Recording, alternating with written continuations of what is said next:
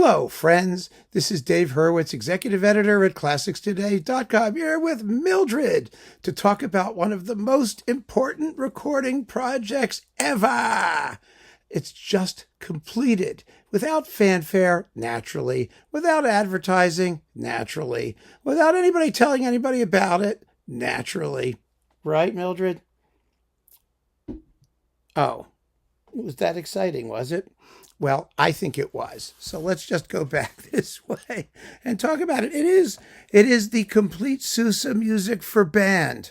Now you think, Sousa, music for band, who cares, right? No, you should care. First of all, he was the greatest march writer that ever lived, just like Johann Strauss Jr. was the greatest waltz writer that ever lived. And Naxos has been undertaking a complete edition of his wind band music, which was just finished with CD number 32. 32 CDs of music for wind band by Sousa. That's a lot of stuff. Boy, is that a lot of stuff. And really, it's a remarkable repertoire in its own right. It's fascinating. I should be covering more of them, and I think I will. I'll be doing a batch of them. But in the meantime, Naxos has released this little slipcase containing the first 5 volumes. And, Sousa is really cool, frankly. First of all, he was an enormously important composer, not just because he wrote marches, but as an instrument inventor and a band music guy who did all kinds of things to improve and modify and create what we know as the modern wind ensemble. I mean, how could you live without your sousaphones? I mean, you need sousaphones. Everybody needs sousaphones. And they're wonderful. And this first 5 things, let's see what we have in here. Let's take them out, shall we? Yay! There, did it. We've got like all kinds of nifty things. For example, there's Cubaland. Cubaland, suite in 3 parts. So you've got like a suite.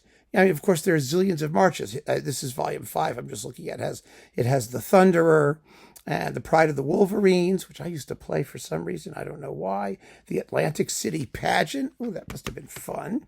I used to go to Atlantic City with my grandmother when I was a kid, and we would hang out on the boardwalk and get saltwater taffy and Steele's fudge. And I saw Live and Let Die there for the first time. Yes, that was very cool.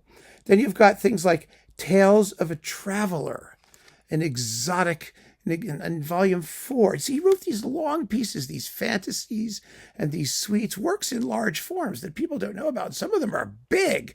We're talking symphony size, half an hour or more. They're big works.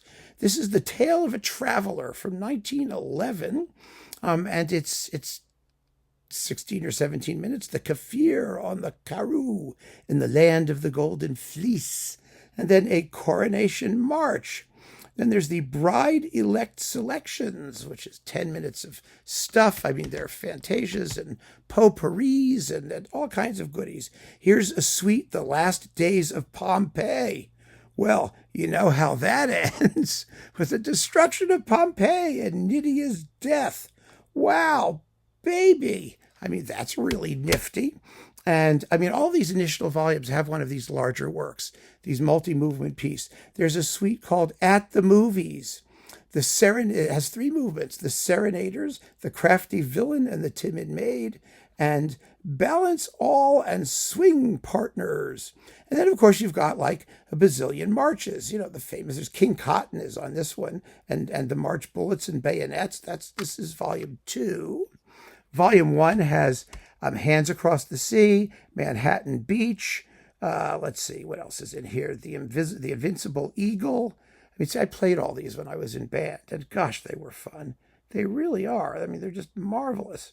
I mean, there's a humoresque of George Gershwin's Swanee.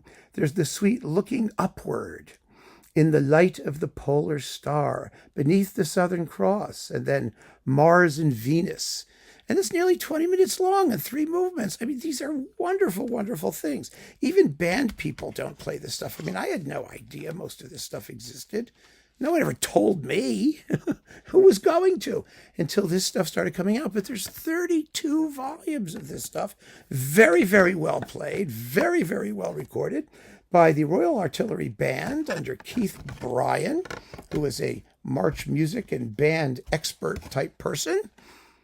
It's really an extraordinary series. I am hoping that, as they did with their Strauss edition, that Naxos will take the time to box this whole thing up in one ginormous box so that you can get the whole thing.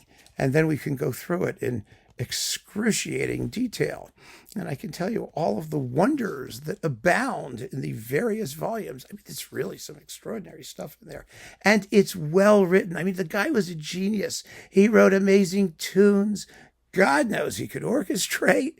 So what are you waiting for? Start collecting this Naxos edition of the Sousa Music for Wind Band.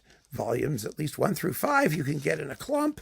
But if you can't, try and find some individual volumes. Grab them at random. Just pick them out. You're going to love them. There's just so much wonderful, wonderful music to explore. And it's not just march stuff. It isn't. There's lots more besides. So keep on listening, friends. Thanks for joining me. Take care.